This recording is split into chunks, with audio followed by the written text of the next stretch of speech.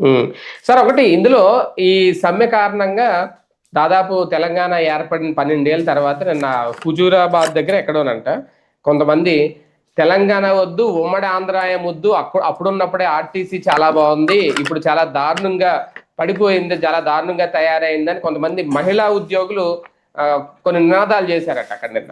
అంటే ఇది ఒక రకంగా రేవంత్ రెడ్డి ప్రభుత్వానికి ఒక చెంపపెట్లా అనుకోవచ్చా?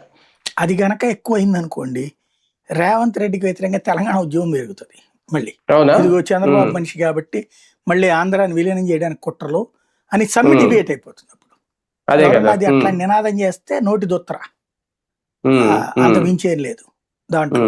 ఆంధ్రాలో బాగుంది అంటే కనుక ఒప్పుకోరు తెలంగాణ వాళ్ళు. అంటే ఈ సమ్మె మీద నెగిటివ్ పడిపోతుంది. అంటే ఆర్టీసీ పరంగా చూసుకుంటే ఇక్కడ బెటర్ అనే ఫీలింగ్ తో అయితే వాళ్ళు ఉన్నారు. అంటే ఆంధ్రప్రదేశ్ లోనే బాగుంది అంటే దానికి కారణం ఏంటి? మనం ఇక్కడ విలీనం చేసేసారు కాబట్టి. అది జగన్ టైంలో జరిగింది. దానికి ఒకటబ్బా, ఒక స్వార్థం.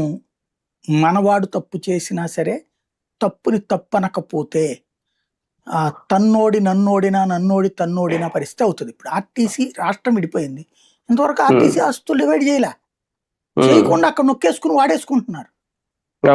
నిన్నటిదాకా నువ్వు అన్న తమ్ముడు అని మాట్లాడుకున్నటువంటి ఆర్టీసీ ఉద్యోగులు రాష్ట్రం విడిపోగానే పరమశత్రులాగా బిహేవ్ చేసుకుంటేగా ఏందో అది పద్ధతేనా? వాళ్ళ ఆస్తి వాళ్ళకి ఇచ్చే